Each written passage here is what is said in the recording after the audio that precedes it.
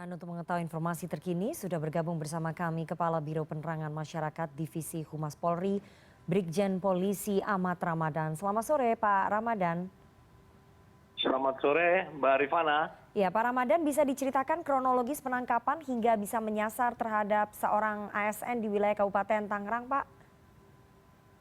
Baik Mbak Rifana, jadi terkait penangkapan terhadap para tersangka jaringan teroris, tentu Densus 88 Anti Teror Polri sudah mendalami penyelidikan dan penyidikan terhadap para tersangka tersebut.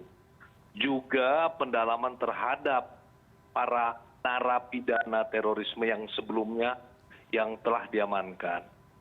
Nah, sehingga hasil pendalaman, hasil penyelidikan juga penyidikan, maka penyidik Densus 88 menetapkan beberapa tersangka. Dan termasuk pada hari Selasa kemarin, tanggal 15 Maret 2022, dini hari di wilayah Tangerang, Banten, penyidik Densus 88 telah menangkap saudara TO ya, yang merupakan salah satu ASN di pemerintahan daerah setempat.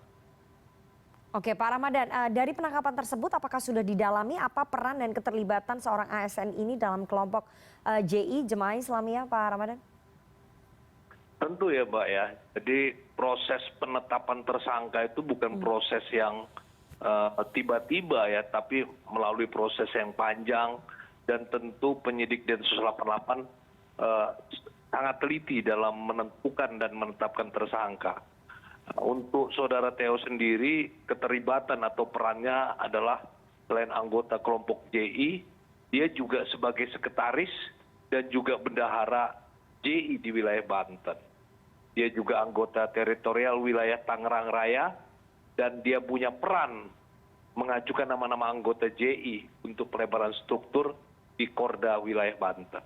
Itu beberapa peran yang peran dari saudara TO dalam organisasi teroris JI, Mbak Rifana. Oke, di sejumlah media, Kepala Dinas Pertanian dan Ketahanan Pangan Kabupaten Tangerang sempat menyatakan bahwa TO yang ditangkap ini sudah dicurigai gerak-geriknya. Mengapa Densus baru menangkapnya sekarang, Pak? Ya seperti saya katakan tadi, Pak, untuk menetapkan dan menentukan seorang menjadi tersangka tentu melalui proses yang panjang dan teliti ya. Kita harus mengumpulkan bukti-bukti yang cukup untuk menentukan yang bersangkutan sebagai tersangka. Artinya kita sudah melalui proses dulu, kita melihat gerak-geriknya dan bukti-bukti awal ya yang cukup ya untuk menetapkan seorang menjadi tersangka tindak pidana teroris. Oke, Pak Ramadan, hingga kini berapa jumlah total ASN yang ditangkap terkait jaringan terorisme selain di JI ini? Sampai saat ini ya, artinya sampai saat ini catatan Densus 88 sudah 15. 15 ini TO ini yang ke-15. 15 ini sudah ada yang tersangka, dan termasuk di 15 ini sudah menjadi napi terorisme. Nah ini menunjukkan bahwa jaringan organisasi J ini menyusup ya kemana-mana, termasuk menyusup ke ASN.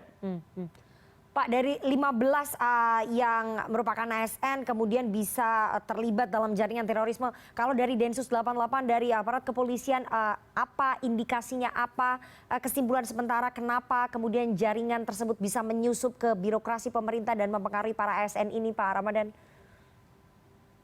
Ini masalah ideologi ya, masalah ideologi, keyakinan, pendapat ya. Sehingga yang lebih penting adalah pola deradikalisasi, pola kontra radikal ya yang perlu kita lakukan ya. Sehingga beda ya kontra radikal sama deradikalisasi ini ya.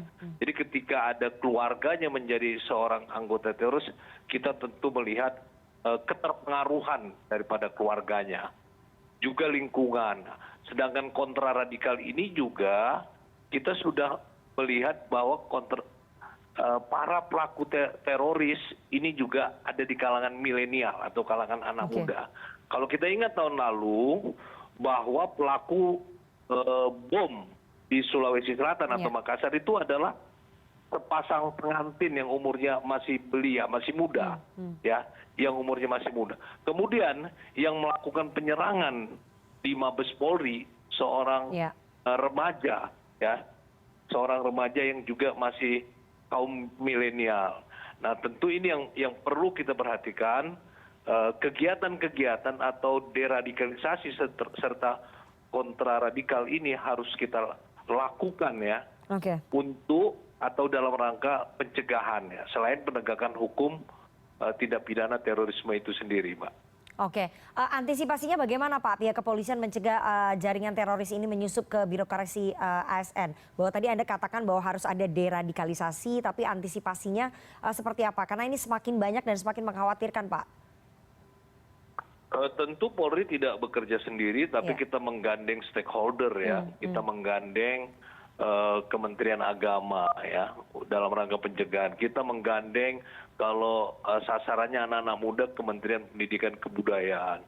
Di Polri sendiri kita tergelar personel kita sampai Polda, Polres bahkan Polsek. Tentu pelaksanaan pembinaan masyarakat kita tetap berjalan ya. Artinya kita bicara kementerian dengan Kementerian Agama, nah kita memberikan pengetahuan ya tentang bahayanya radikalisme yang merupakan bibit-bibit daripada terorisme.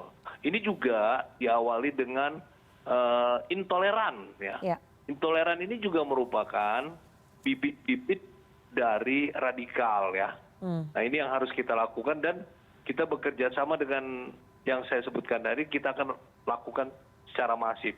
Tentu juga selain itu kita lakukan dengan pemantauan ya, pemantauan kelompok-kelompok yang intoleran, kelompok-kelompok yang radikal ya. Selain tentunya penegakan hukum yang dilakukan oleh Densus 88. Kalau kita melihat beberapa tahun terakhir ini, kita lebih banyak melakukan penangkapan ya, tapi penangkapan sesuatu yang masih tahap perencanaan. Kita tidak mau dikaget-kagetkan dengan ada kejadian baru kita kayak kebakaran jenggot atau kayak apa kita baru melakukan tindakan. Kalau tindak pidana terorisme itu dilakukan mulai dari perencanaan ya, pembinaan, perekrutan, pendanaan, memfasilitasi. Nah, itu yang banyak kita lakukan sebelum orang-orang tersebut menjadi para pelaku teror ya, pelaku teror nyata seperti melakukan tindakan-tindakan bom bunuh diri atau penyerangan-penyerangan seperti beberapa waktu yang lalu. Sehingga kita dengan pemantauan gerak-gerik ya, kita dengan sejak dini, deteksi dini kita terhadap bibit-bibit radikal, bibit-bibit terorisme, kita lebih dini melakukan tindakan-tindakan penegakan hukum. Seperti itu, Mbak Rifana. Oke, baik. Kita berharap sekali lagi bahwa jaringan teroris manapun ini tidak bisa lagi menyusup ke birokrasi aparatur sipil negara ataupun birokrasi pemerintah, dan aparat kepolisian dari Polri bisa bersama-sama bekerja sama dengan stakeholder lain seperti BNPT untuk bisa mencegah penyusupan dari jaringan teroris ini ke birokrasi pemerintah, terutama para ASN. Terima kasih sekali Karopenmas Divisi Humas Polri, Brigjen Polisi Ahmad Ramadan, kepada CNN Indonesia Newsroom sore hari ini waktunya. Terima kasih, sehat selalu Pak Ramadan. Terima kasih Mbak.